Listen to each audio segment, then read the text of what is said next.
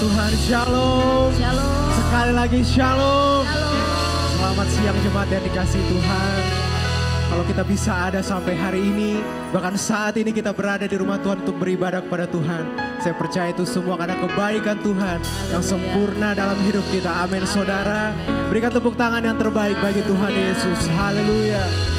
Mari sama-sama kita tundukkan kepala kita satu dalam doa. Sungguh hati kami melimpah dengan ucapan syukur Tuhan. Karena sepanjang hidup kami, bahkan sampai di awal tahun ini Tuhan, kami melihat begitu banyak kebaikan-Mu Kau nyatakan di dalam hidup kami. Karena itu saat ini Tuhan, kami mau datang merendahkan hati kami untuk memuji dan menyembah Tuhan. Kami mau membawa hati dan hidup kami menjadi pujian dan penyembahan yang menyukakan hati Tuhan. Biarlah Tuhan Engkau yang bertahta di atas pujian penyembahan kami. Hanya Tuhan Yesus saja yang ditinggikan dan diagungkan saat ini. Bagimu segala pujian, hormat dan kemuliaan untuk selama-lamanya di dalam nama Tuhan Yesus. Sama-sama dengan saya katakan amin. Sekali lagi berikan sorak-sorai yang terbaik bagi nama Tuhan. Haleluya. Mari bawa hatimu yang bersyukur kepada Tuhan. Bersyukur atas kebaikan Tuhan. Bersyukur atas pemeliharaan dalam tangan Tuhan. Tuhan, sungguh ku bersyukur Kau menyertai hidupku selama ini. Bapa, ku berterima kasih untuk kasih setiamu yang tak pernah berakhir. Ku ada hari ini karena Tuhan baik dan teramat baik bagiku. Semua yang ku alami bersamamu ku lewati, indahnya kasih Tuhan seperti pelangi. Sehabis sorak-sorai yang terbaik bagi Tuhan Yesus yang baik. Mari sekali lagi kita naikkan syukur di hadapan Tuhan. Mari bersama-sama kita naikkan pujian ini.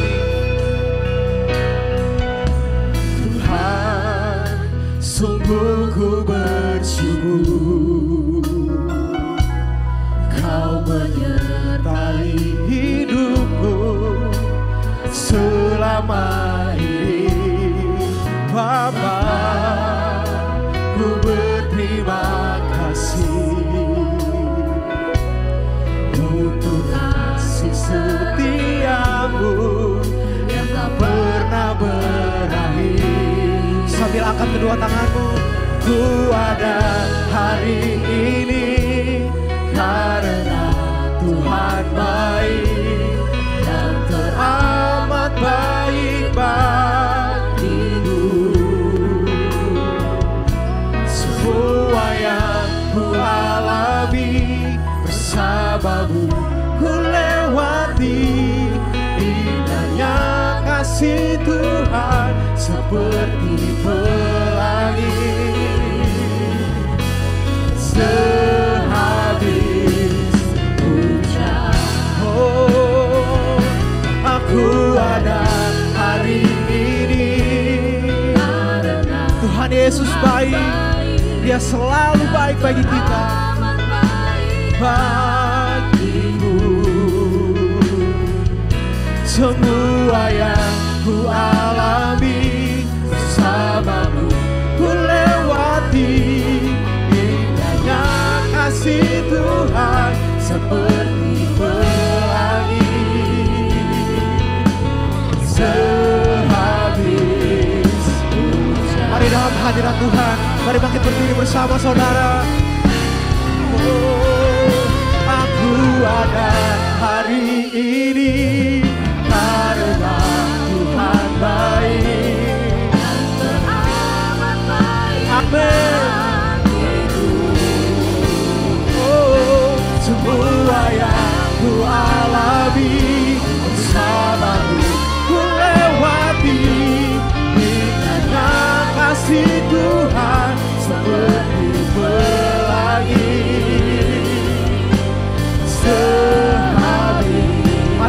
lagi kita nyatakan, oh aku ada hari ini karena Tuhan baik dan teramat baik bagiku.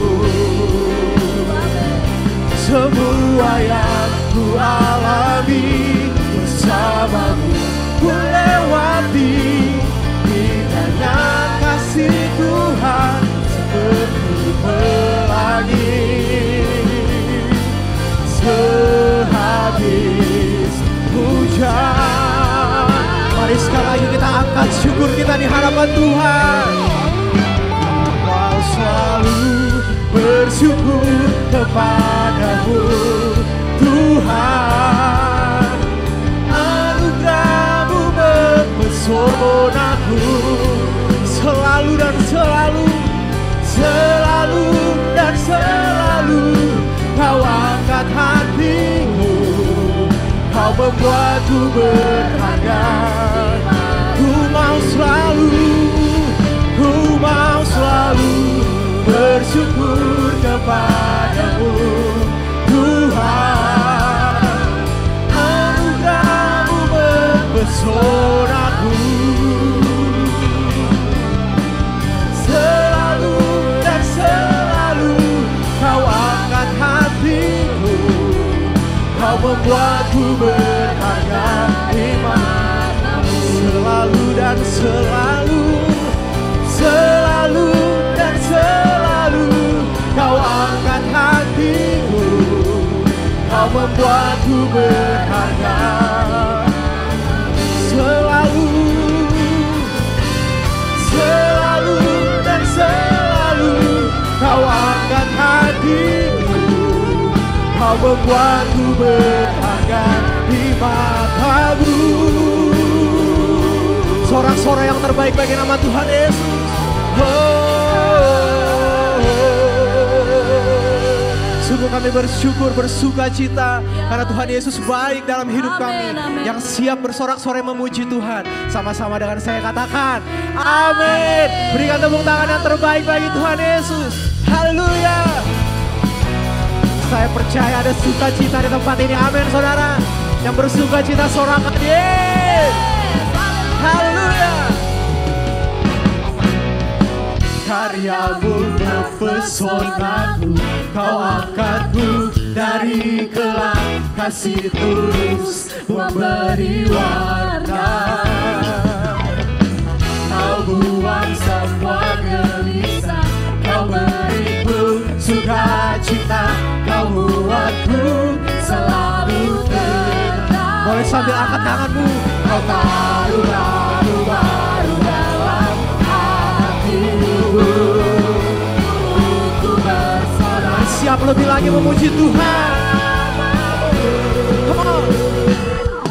Dari hatiku mengalir pujian bagimu, oh sukacita Roh-Mu hadir di sini, dan ku bertari memuji di hadapan-Mu Yesus. Sukacita Roh-Mu hadir di sini.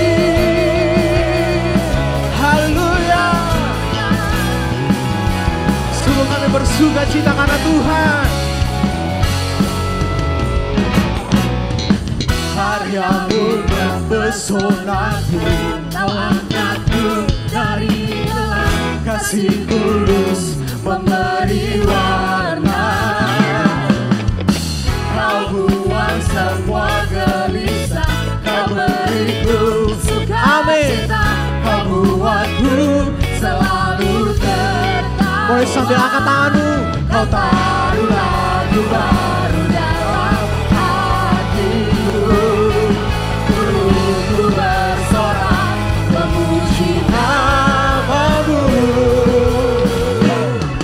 Dari hatiku mengalir pujian bagi-Mu, oh sukacita Roh-Mu hadir di tempat ini, dan ku menari memuji di hadapan-Mu Yesus. Sukacita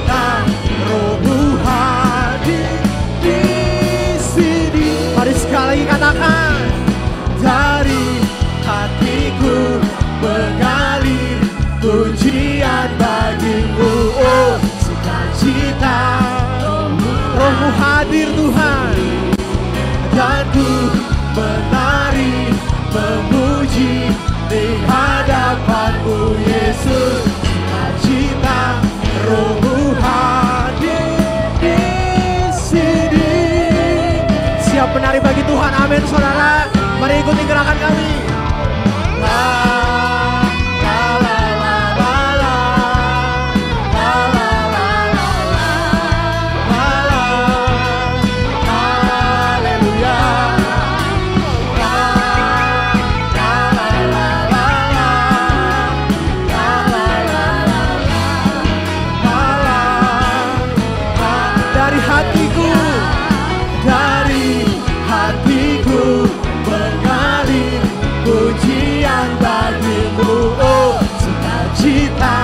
Rohmu hadir di sini, dan ku menari memuji di hadapanmu Yesus. Sukacita, Rohmu hadir di sini.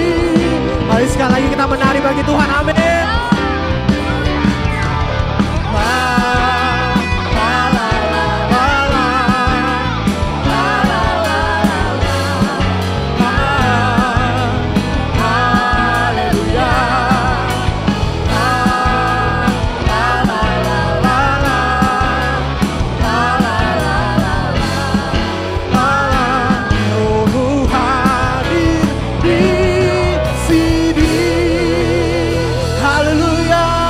Sorak-sorai yang lebih dahsyat lagi bagi Tuhan.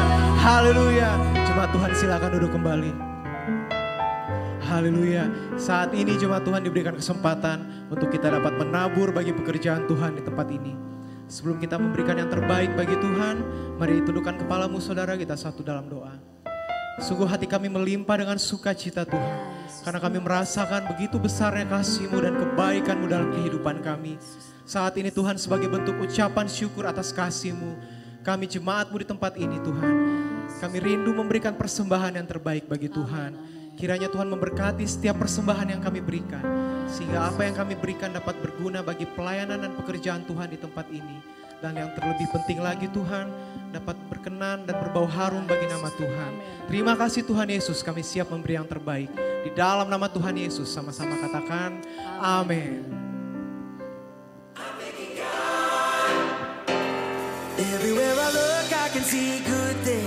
Shalom jemaat Tuhan, bersyukur untuk setiap penyertaan Tuhan dalam setiap musim hidup kita. Senang berjumpa dengan saudara dalam Sunday Update minggu ini. Dan kami mau ucapkan selamat datang bagi jemaat Tuhan yang baru pertama kali bergabung dalam ibadah raya GBI FOCC. Bagi jemaat Tuhan yang rindu untuk bertumbuh di gereja ini dan belum memiliki kartu anggota jemaat, saudara dapat menghubungi full timer di lobi depan gereja. Informasi ibadah raya minggu depan dilaksanakan seperti biasa 4 kali ibadah. Dan ibadah raya anak FOCC Kids dilaksanakan pukul 8 dan pukul 10 pagi.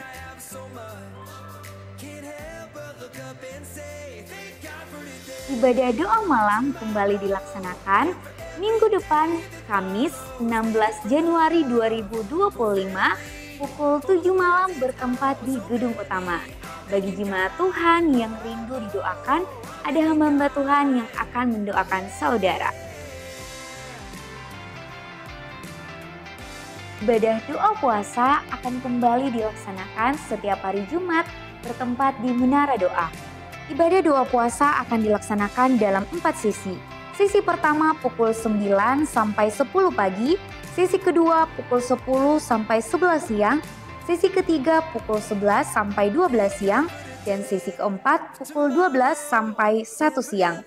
Bagi jemaat yang rindu untuk berdoa puasa, saudara dapat memilih di jam-jam sesi yang dapat saudara ikuti. Bagi saudara yang akan memberikan persembahan ucapan syukur awal tahun, masih diberikan kesempatan selama bulan Januari. Bagi saudara yang akan memberikan persembahan ucapan syukur awal tahun, saudara dapat memasukkannya pada kotak yang tersedia di depan pintu masuk. Bagi saudara yang akan memberikan persembahan kedua yang saudara berikan akan dipergunakan untuk mendukung pelayanan diakonia.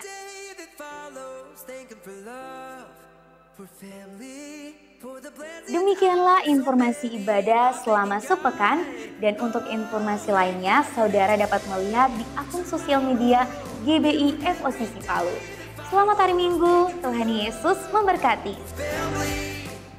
Haleluya, puji Tuhan. Saudara, apapun keadaan kita di awal tahun ini, kita harus tetap bersyukur sama Tuhan, sebab Tuhan baik bagi kita. Amin, saudara.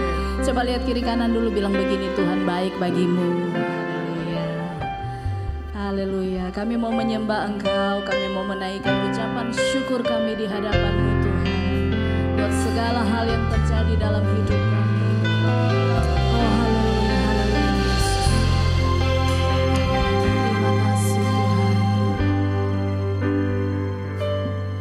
Tuhan. Hari-hari yang ku jalani, ku selalu rasakan kasih-Mu. Ku bersyukur atas kebaikan-Mu. Engkaulah Yesus Tuhanku. Semua ini untuk membantuku supaya ku hidup sesuai kehendak-Mu. Penyertaan-Mu selalu ku rasakan, Kau tak pernah tinggalkanku. Boleh buka tanganmu, nyanyikan bersama. Ku mengucap syukur dan mengucap syukur selalu Tuhan. Ku tetap percaya rancangan-Mu indah, rancangan-Mu indah selalu Tuhan Yesus, Kau terindah.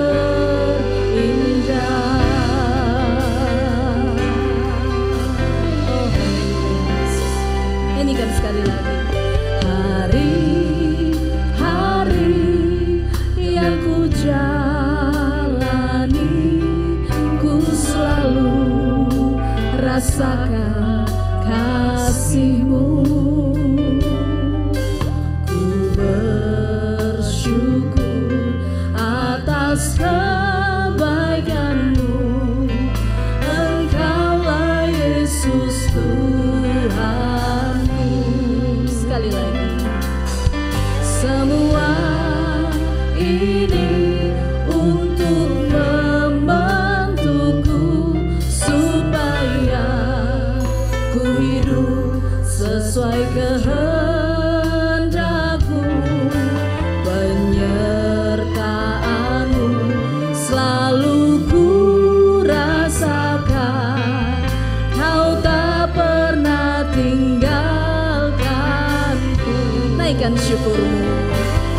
Ku mengucap syukur dan mengucap syukur selalu Tuhan. Kami tetap percaya, sebab rancangan-Mu indah bagi kami. Amin. Rancangan-Mu indah selalu Tuhan Yesus, Kau terindah.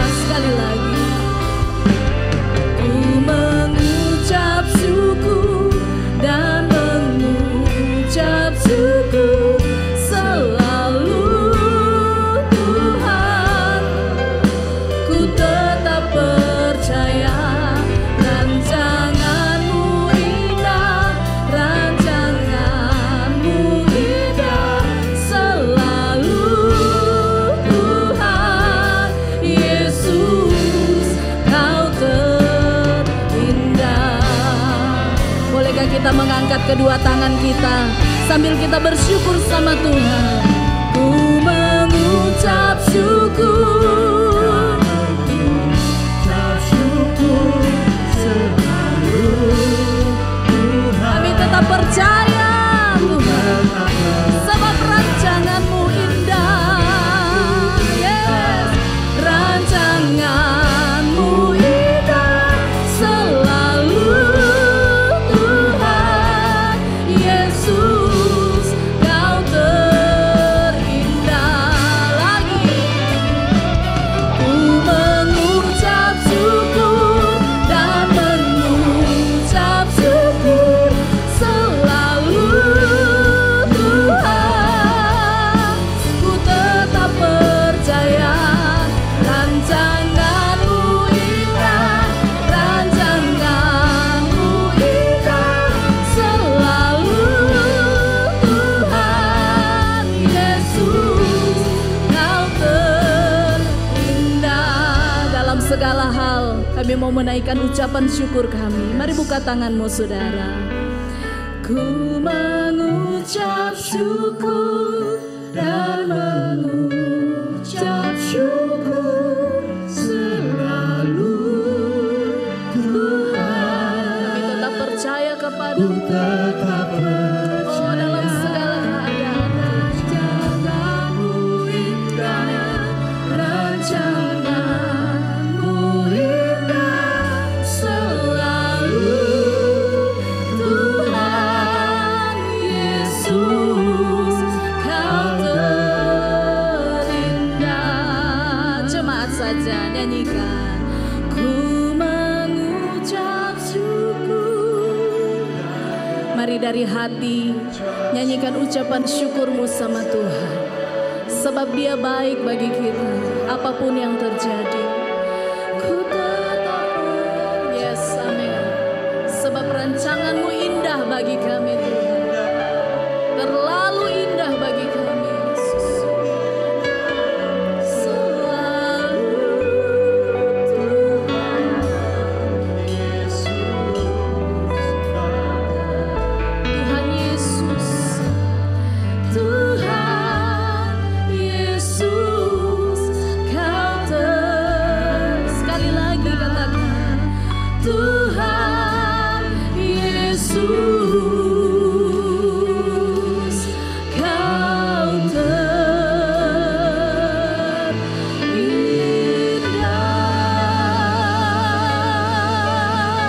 Sorak-sorai bagi Allah kita. Mari naikkan syukurmu sama Tuhan. Ucapan syukurmu, Engkau baik hari ini.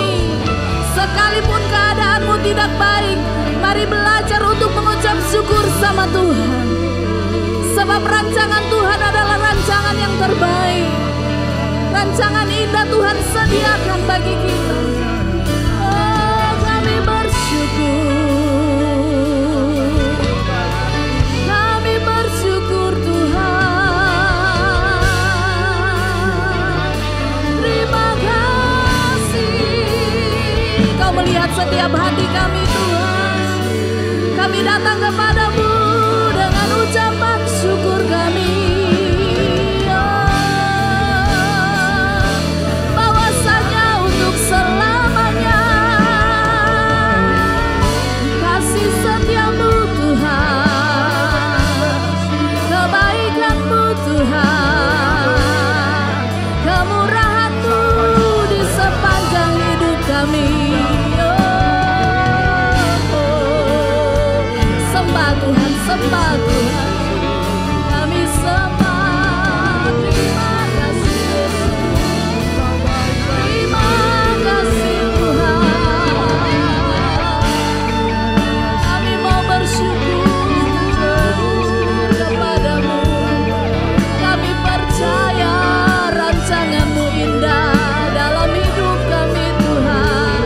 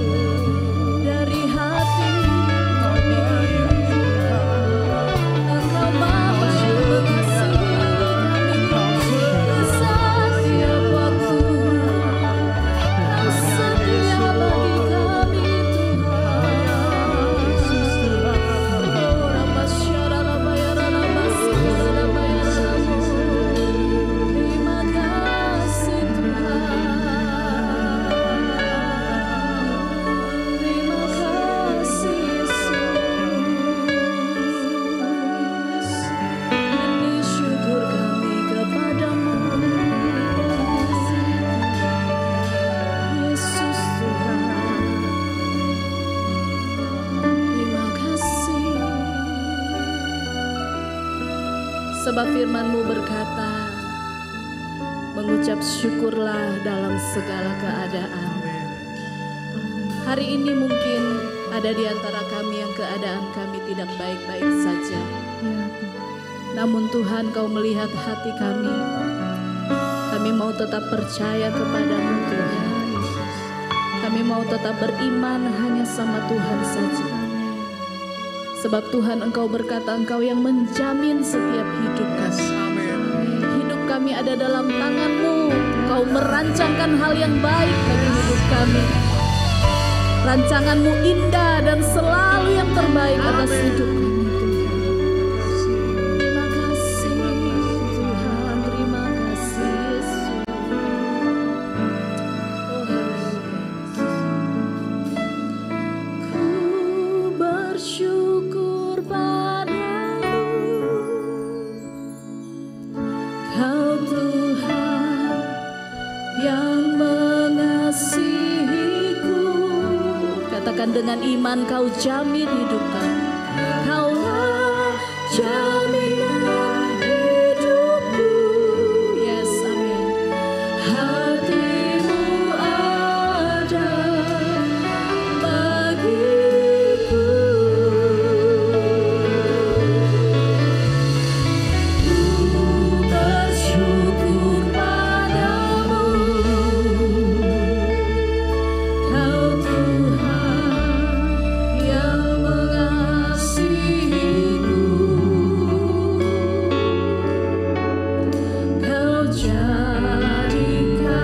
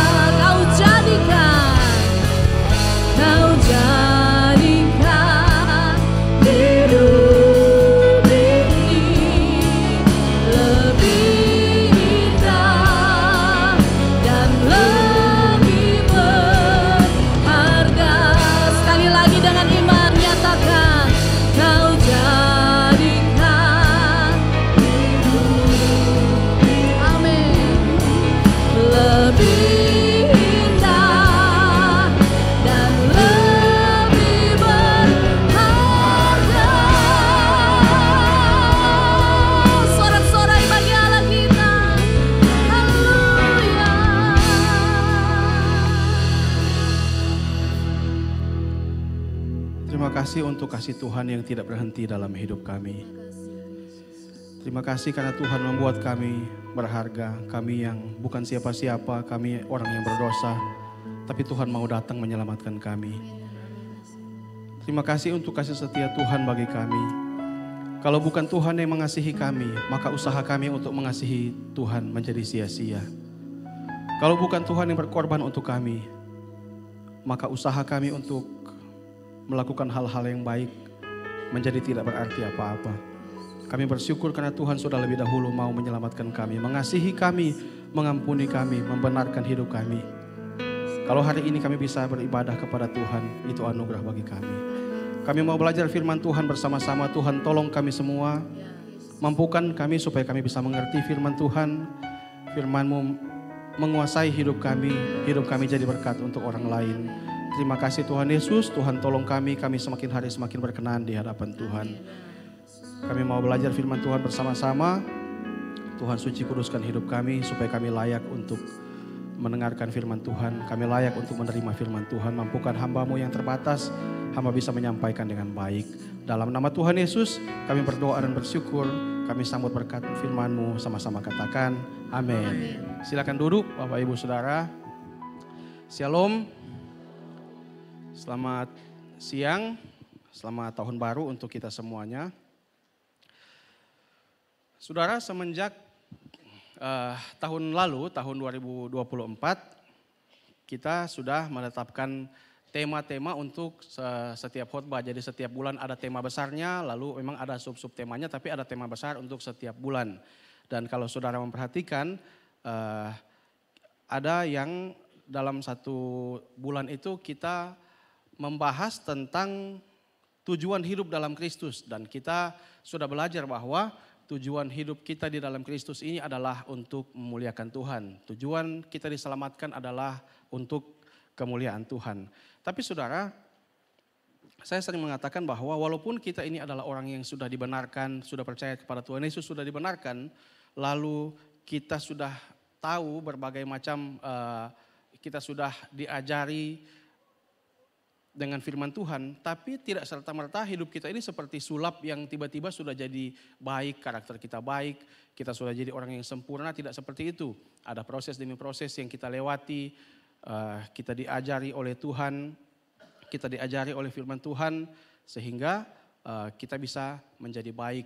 Maka untuk menjadi orang yang baik, memiliki karakter yang baik, tentu kita juga harus mengusahakan dengan memiliki atau membangun kebiasaan-kebiasaan baik dalam hidup kita. Kita membangun kebiasaan-kebiasaan kecil yang kemudian membentuk karakter kita. Dan itulah tema firman Tuhan hari ini, yaitu membangun kebiasaan baik. Membangun kebiasaan baik. Saudara, kalau kita bicara tentang kebiasaan baik, maka tentu ini akan menjadi hal yang kompleks untuk dibicarakan, karena kebiasaan-kebiasaan baik itu kan melibatkan banyak hal.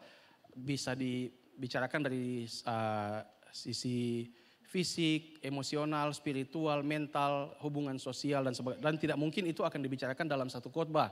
Jadi saya mengajak kita belajar firman Tuhan, satu nats firman Tuhan. Dan yang kita akan bicarakan adalah kebiasaan-kebiasaan baik yang mungkin akan lebih banyak berhubungan dengan hal-hal spiritual, emosional, mental kita dan hubungan sosial kita.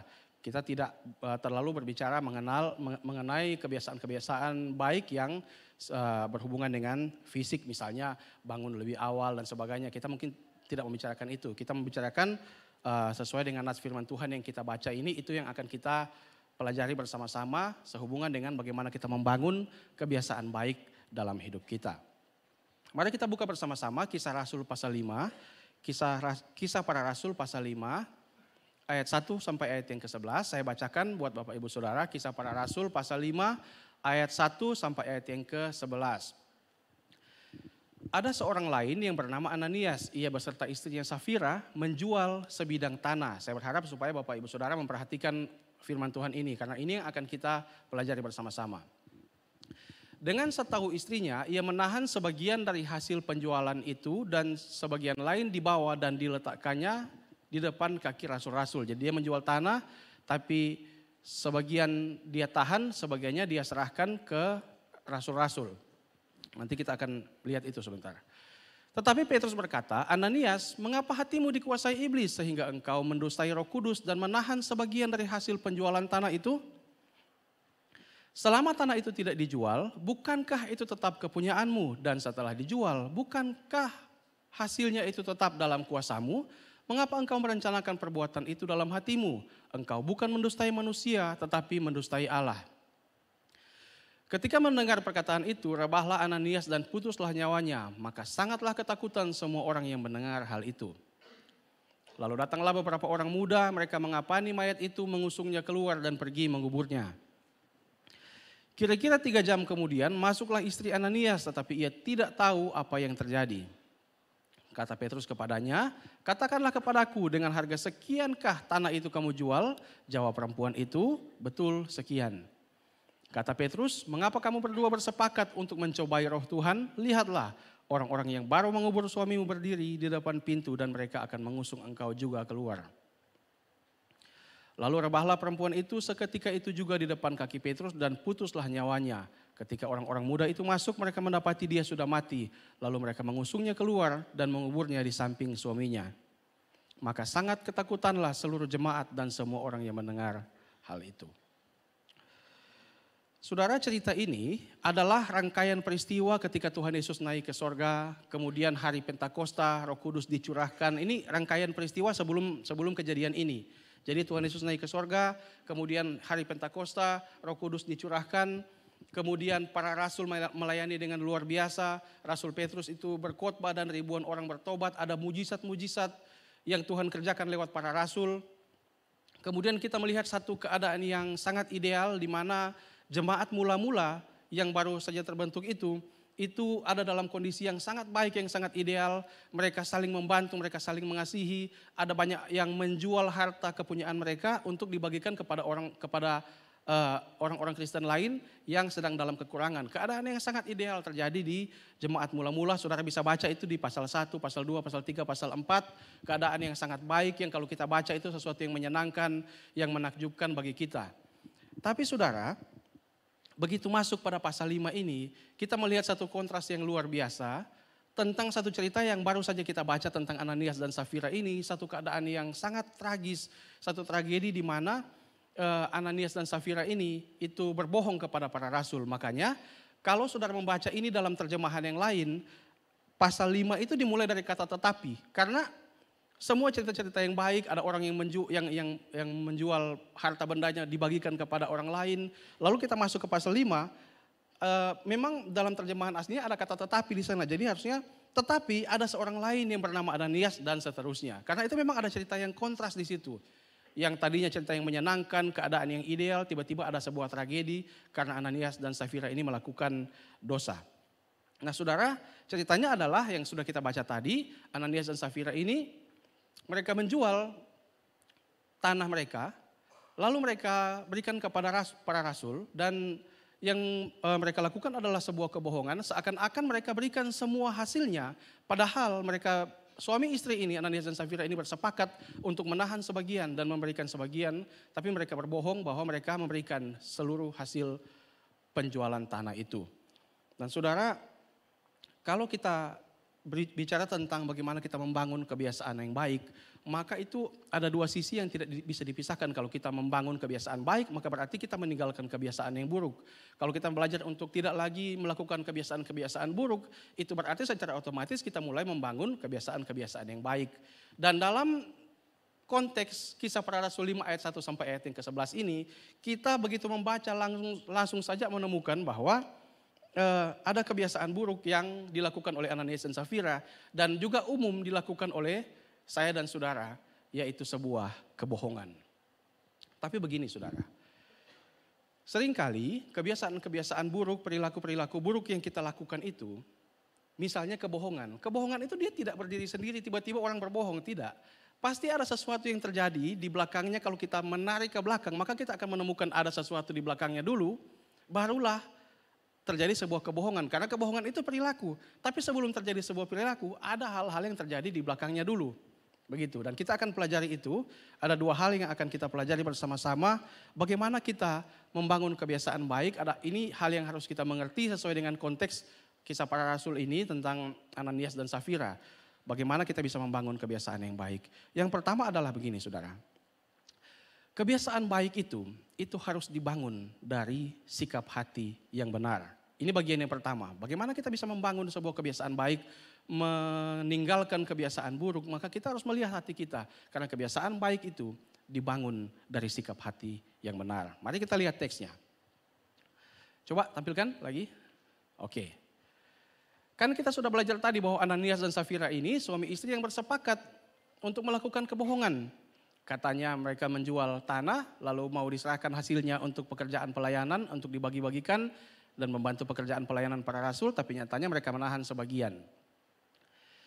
Tapi ketika Rasul Petrus ini menegur Ananias ini, saudara bisa lihat itu di ayat 3 dan ayat 4 tadi kalau saudara memperhatikan, tapi saya tampilkan kembali. Pada saat ditegur tentang kebohongannya, yang Rasul Petrus soroti itu adalah apa? Hatinya. Hatinya yang disoroti. Mengapa hatimu, saya kasih tanda merah, saya garis bawahi supaya bisa kelihatan dengan jelas. Mengapa hatimu dikuasai iblis? Tapi dilanjutkan supaya begini saudara, jangan seakan-akan kalau kita lakukan kejahatan, seakan-akan itu karena iblis yang pengaruhi kita. Supaya Ananias dan juga saya dan saudara yang membaca bagian ini tidak kemudian salah paham seakan-akan semua karena iblis. Di ayat 4 Rasul Petrus itu memberikan penegasan lagi. Mengapa engkau merencanakan perbuatan jahat itu, kejahatan itu di dalam hatimu.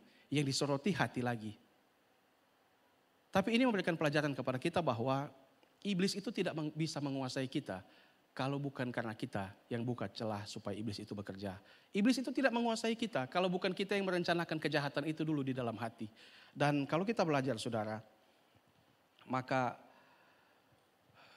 kebiasaan-kebiasaan buruk yang kita lakukan, misalnya sebuah kebohongan itu dimulai dari hati yang tidak benar, dari sikap hati yang tidak benar. Ada yang tidak beres dulu di dalam hati, sehingga menjadi sebuah perilaku, yaitu sebuah kebohongan ataupun perilaku buruk yang lain, saudara. Dan kalau kita lihat Ananias, maka semua penafsir yang saya baca dari penafsiran-penafsiran mereka semua bersepakat bahwa Ananias dan Safira ini, mereka lakukan itu karena mereka ingin mendapat sebuah pujian. Mereka ingin mendapatkan tepuk tangan manusia. Mereka ingin dipuji sebagai orang yang bermurah hati. Karena mungkin saja mereka lihat, orang-orang yang memberikan persembahan itu yang menjual ladang. Kalau saudara baca di Kisah Para Rasul pasal 4, itu bagian sebelumnya. Maka ada orang yang menjual ladang, ada orang yang menjual rumah. Dan mungkin saja Ananias dan Safira ini melihat bahwa ternyata orang-orang yang menjual miliknya dan memberikan untuk pekerjaan pelayanan ini dihormati. Lalu kemudian mereka juga ingin mendapatkan pengakuan itu. Mereka juga ingin mendapatkan tepuk tangan manusia itu. Mereka ingin mendapatkan pujian. Mereka terlalu takut juga mungkin kalau sampai mungkin ada orang yang bilang, kenapa yang lain sudah memberikan, kenapa mereka tidak berikan? Lalu mereka memaksakan untuk memberi, tapi memberi dalam sebuah kemunafikan, memberi dalam sebuah kebohongan. Atau saja bisa jadi ada persaingan di antara mereka, sehingga kalau yang lain sudah memberi, saya juga harus memberi, mulai ada persaingan. Tapi yang manapun dari kemungkinan-kemungkinan yang saya sebutkan tadi, semuanya itu bersumber dari mana saudara? Semuanya itu bersumber dari hati yang tidak benar, dari sikap hati yang tidak benar. Ada yang tidak beres di dalam hatinya, sehingga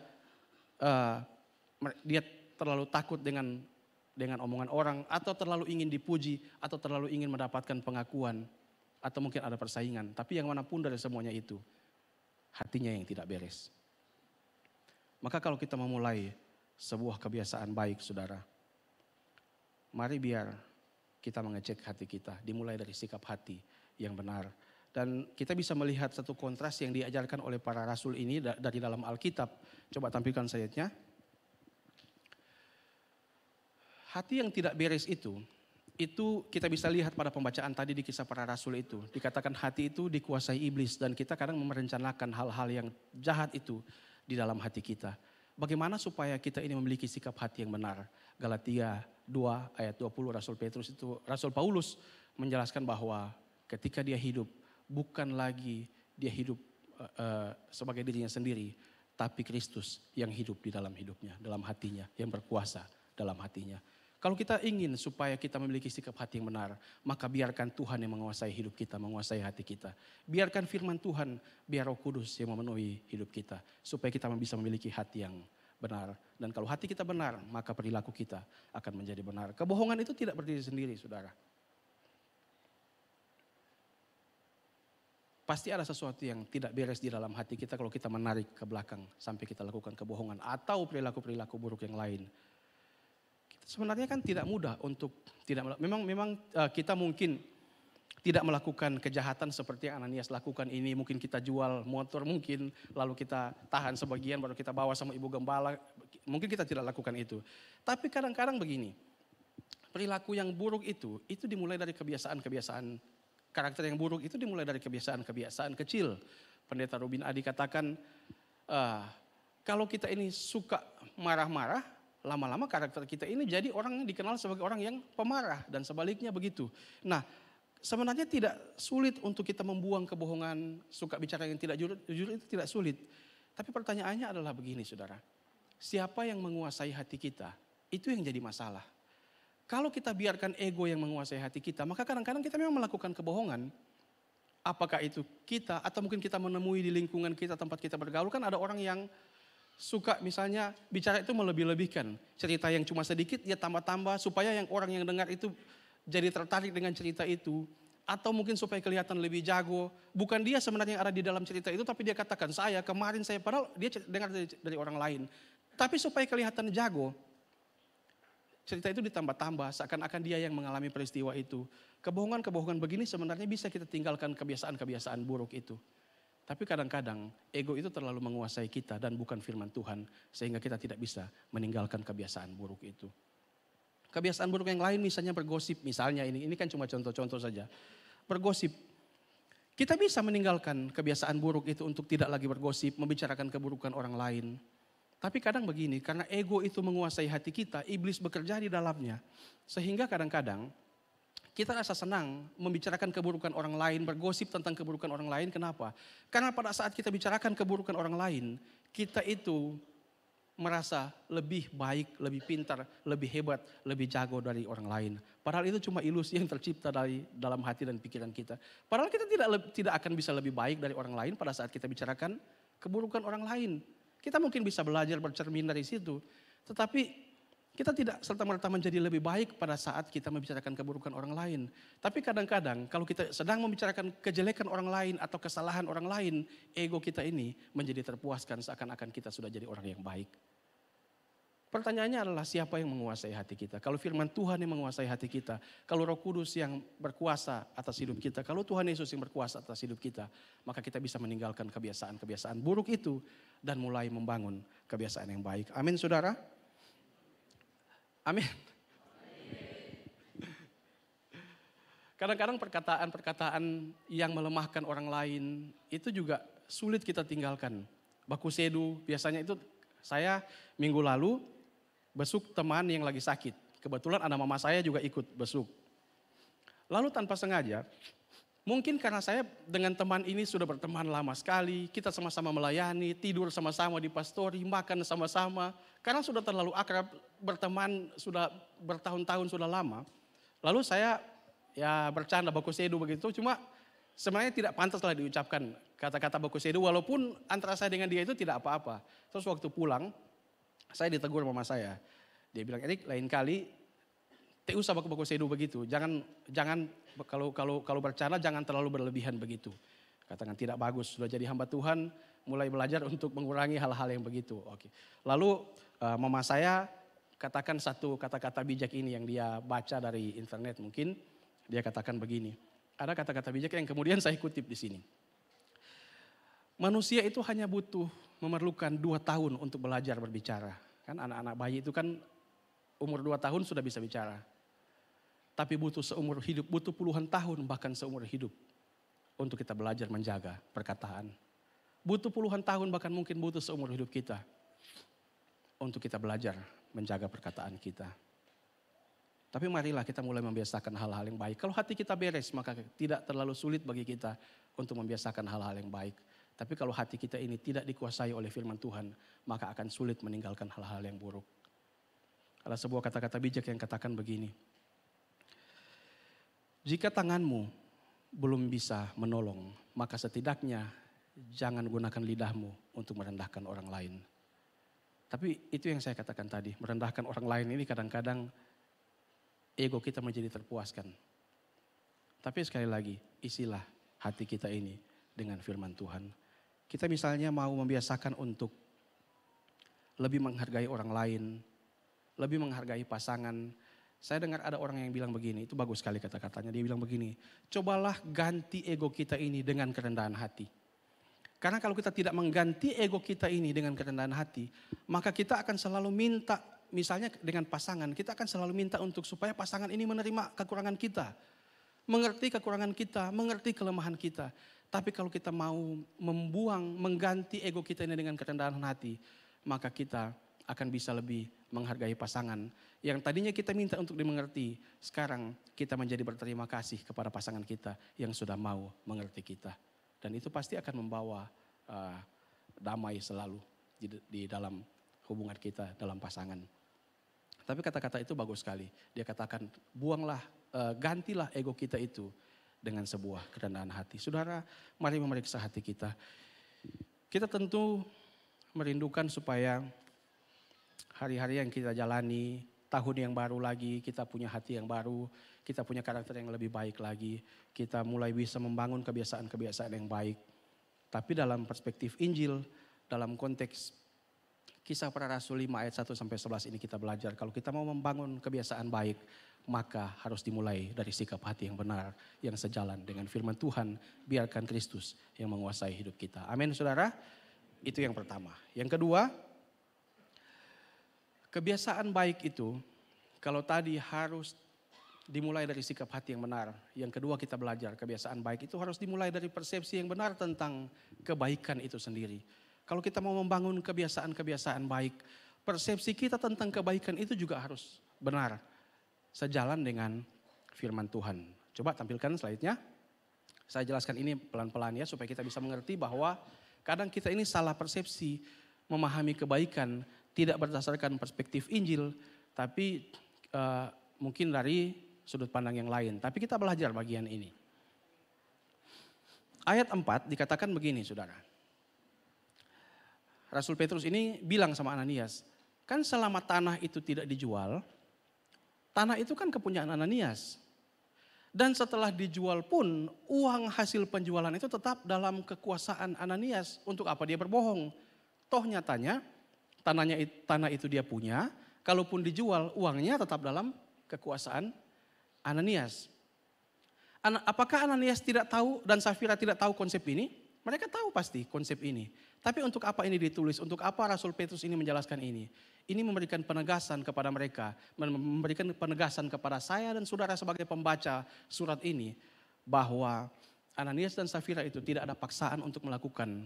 Untuk menjual tanahnya, untuk memberikan uang itu tidak ada paksaan, tidak ada tekanan. Sehingga mereka wajib untuk, tidak ada kewajiban apa-apa untuk memberi tanpa tekanan apa-apa. Dan kalau mereka memberikan itu, dan rela untuk berbohong kepada para rasul, bahkan berbohong kepada Roh Allah, dikatakan di pembacaan kita, maka kita bisa mengerti bahwa ada sesuatu yang sangat penting bagi mereka. Mereka sedang melakukan satu semacam transaksional. Mereka rela rugi hasil penjualan tanah itu, tapi mereka dapat keuntungan yang lain. Keuntungan apa itu saudara? Yang tadi yang di awal kita bahas itu. Mereka butuh sebuah pengakuan, mereka butuh pujian. Mereka punya kepentingan pribadi. Jadi apa yang mereka lakukan itu bukan untuk kepentingan kerajaan Allah, tapi untuk kepentingan pribadi. Walaupun rugi di satu sisi, tapi memiliki keuntungan di sisi yang lain. Dan yang mereka pikirkan bukan kepentingan pekerjaan Tuhan, tapi kepentingan pribadi. Dan persepsi semacam ini adalah persepsi yang salah dalam kebaikan dari sudut pandang Injil, saudara. Kenapa? Dalam perspektif Injil, coba tampilkan slide-nya, bahwa segala kebaikan kita itu harus berpusat pada Kristus untuk kemuliaan Tuhan. Bukan berpusat pada manusia atau biasanya diistilahkan antroposentris untuk kepentingan pribadi. Kita harus membangun kebiasaan baik itu dengan satu persepsi yang benar bahwa perilaku baik setiap kita orang-orang percaya ini, perilaku baik kita itu harus berpusat pada Kristus untuk kemuliaan Tuhan. Bukan berpusat pada diri kita hanya untuk kepentingan pribadi. Tapi Ananias dan Safira itu salah persepsi memahami ini. Mereka lakukan seakan-akan berbuat baik, tapi mereka lakukan itu untuk kepentingan pribadi. Saudara, persepsi yang salah itu akan melahirkan satu konsep yang salah. Konsep yang salah melahirkan kesimpulan yang salah. Kesimpulan yang salah melahirkan perilaku yang salah.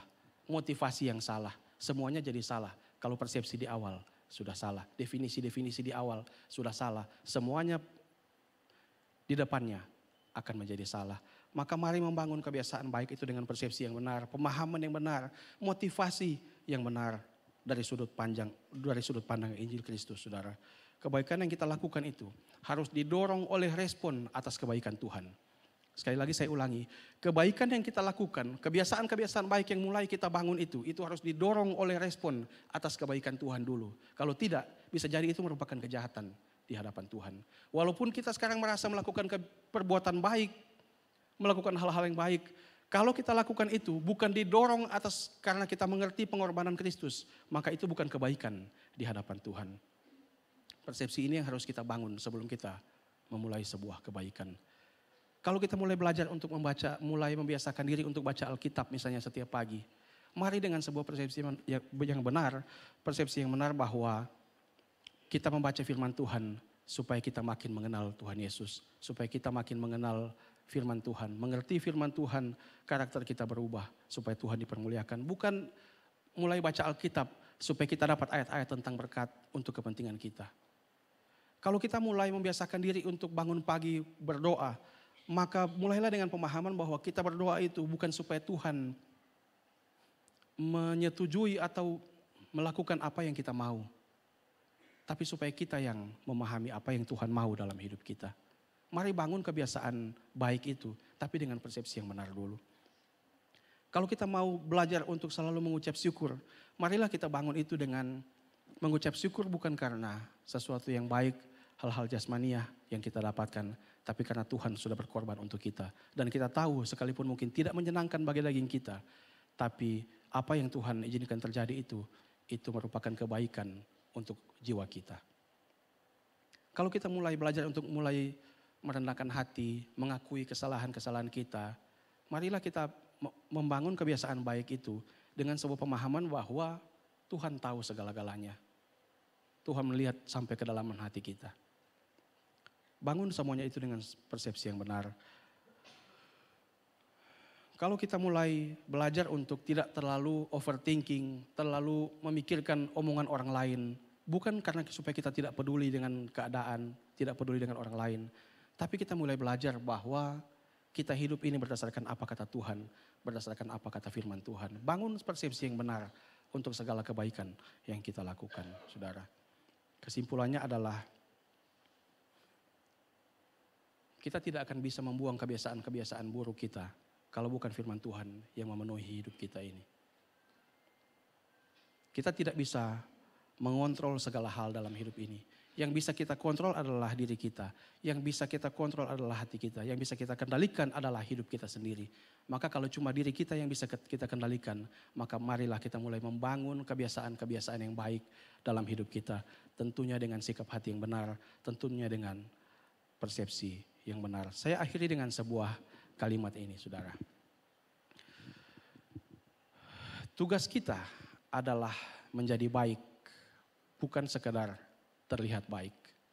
Tugas kita adalah menjadi orang yang baik, bukan sekedar terlihat baik. Hidup kita ini seharusnya menjadi bermanfaat, bukan memanfaatkan orang lain. Amin untuk firman Tuhan. Mari kita berdoa bersama-sama. Tuhan, terima kasih. Tuhan sudah tolong kami bisa belajar firman Tuhan. Dalam segala ketidakmampuan kami, dalam segala kekurangan kami serahkan hidup kami ke dalam tangan Tuhan. Karena kami tahu, kalau bukan karena Tuhan yang memampukan kami, maka kami tidak bisa membangun perilaku-perilaku baik dalam hidup kami.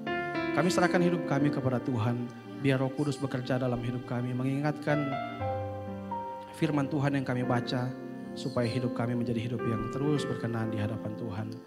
Kami ingin menjadi orang yang baik, yang berkenan di hadapan Tuhan, yang dinilai baik oleh Tuhan, bukan hanya terlihat baik oleh manusia. Kami mau menjadi orang-orang yang bermanfaat untuk hidup orang lain, bukan menjadi orang yang memanfaatkan orang lain. Tuhan tolong kami, mampukan kami dalam segala ketidakmampuan. Terima kasih Tuhan Yesus, dalam nama Tuhan Yesus kami berdoa. Haleluya. Amin. Saudara diberkati oleh firman Tuhan. Amin saudara. Mari bangkit berdiri bersama. Boleh sekali lagi berikan tepuk tangan yang terbaik bagi Tuhan Yesus. Hidupku menggenapi firman-Mu, dan mujizat sertai tiap langkahku. Kau bersamaku di dalamku, jadi bukti kebesaran. Sekali lagi kita katakan, hidupku menggenapi firman-Mu, dan mujizat sertai tiap langkahku. Kau bersamaku di dalamku, jadi bukti kebesaran-Mu. Kau bersamaku di dalamku, jadi bukti kebesaran. Sekali lagi kita katakan, Kau bersamaku di dalamku, jadi bukti kebesaran-Mu. Sorak-sorak yang terbaik bagi Tuhan Yesus. Haleluya. Haleluya.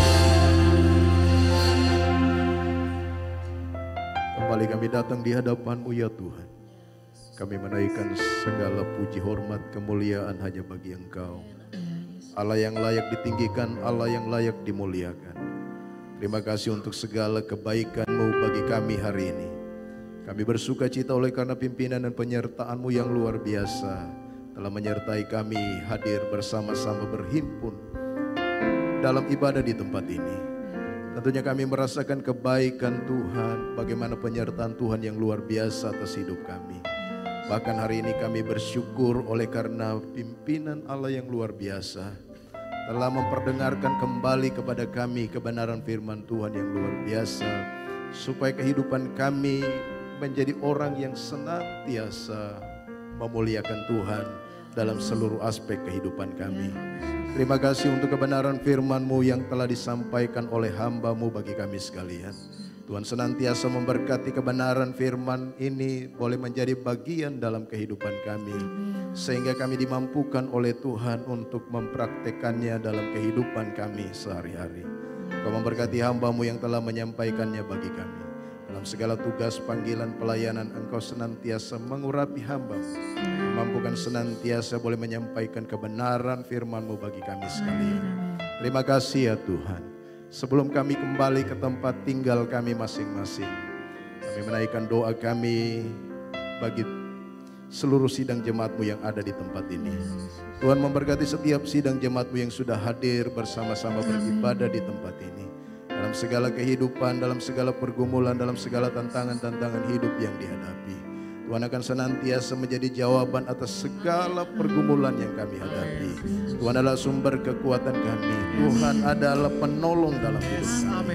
Oleh karenanya memberkati setiap sidang jemaat-Mu, biarlah mereka boleh kembali ke tempat tinggal masing-masing mereka dengan damai dan sejahtera Allah, dengan kekuatan daripada-Mu ya Tuhan. Oleh karena Tuhan Allah yang kami sembah di dalam Yesus Kristus adalah Allah yang senantiasa menyertai kehidupan kami. Tuhan memberkati kami dalam tugas kami sehari-hari di tengah dunia ini, dalam segala kapasitas yang Tuhan percayakan bagi kami. Mungkin ada di antara kami yang menjadi aparatur sipil negara, aparat keamanan, pegawai negeri, pengusaha, apapun yang menjadi tanggung jawab kami. Tuhan mampukan kami di setiap tanggung jawab itu kami boleh berkarya bagi Tuhan, memuliakan Tuhan, sehingga Kristus yang nampak dalam kehidupan kami. Terima kasih ya Tuhan. Setiap usaha dan pekerjaan dari setiap sidang jemaat-Mu diberkati Tuhan. Berkati usaha mereka, berkati setiap apa yang mereka kerjakan ya Tuhan. Engkau juga memberkati setiap anak-anak muda di tempat ini. Dalam studi mereka, dalam usaha mereka diberkati oleh Tuhan. Terima kasih ya Tuhan, terima kasih. Kami menyerahkan seluruh kehidupan jemaat-Mu dalam tangan pemeliharaan-Mu ya Tuhan. Kami juga tak lupa berdoa bagi penata layanan gereja di tempat ini ya Tuhan. Kami menyerahkan seluruh penata layanan gereja di tempat ini. Engkau memberkati setiap apa yang telah dilakukan dan dikerjakan oleh setiap hamba Tuhan di tempat ini. Engkau memberkati setiap kami semua yang melayani Tuhan di tempat ini. Tambah-tambahkan urapan-Mu ya Tuhan, kemampuan bagi kami semua, sehingga kami boleh melayani Tuhan dengan sebaik-baiknya dan boleh memberkati setiap sidang jemaat-Mu. Engkau memberkati gembala kami yang tidak hadir bersama-sama dengan kami di pagi hari ini dalam tugas panggilan pelayanan di Gereja Bethel Indonesia di Donggala. Tuhan senantiasa memberkati gembala kami, pimpin dan terus Engkau berkarya lewat kehidupannya. Demikian pula kami semua yang melayani sebagai full time di tempat ini, bahkan yang melayani sebagai part time, semua yang terlibat melayani Tuhan di tempat ini. Tuhan senantiasa memberikan berkat yang terbaik dalam setiap kehidupan kami. Terima kasih ya Tuhan. Kami juga berdoa untuk setiap persembahan yang sudah diberikan oleh jemaat-Mu. Biarlah persembahan ini dipakai untuk kemuliaan dan kebesaran nama Tuhan. Tak lupa kami berdoa untuk bangsa dan negara kami. Berkati bangsa dan negara kami ya Tuhan. Engkau memberkati daerah kami Sulawesi Tengah. Kota kami, Kota Palu diberkati oleh Tuhan. Kiranya damai dan sejahtera Allah menyertai bangsa dan negara kami, daerah kami Sulawesi Tengah. Nama Tuhan senantiasa dipermuliakan. Akhirnya kami akan kembali ke rumah kami masing-masing, seperti Engkau menyertai kami beribadah di tempat ini. Demikian pula Engkau akan menyertai kami kembali ke rumah kami masing-masing dengan damai dan sejahtera. Kekasih-kekasih Tuhan, angkatlah hati, angkatlah tanganmu padanya. Sembah Tuhan, kami sembah Tuhan, kami muliakan Engkau. Terima kasih, haleluya, terima kasih Tuhan, terima kasih. Haleluya, haleluya.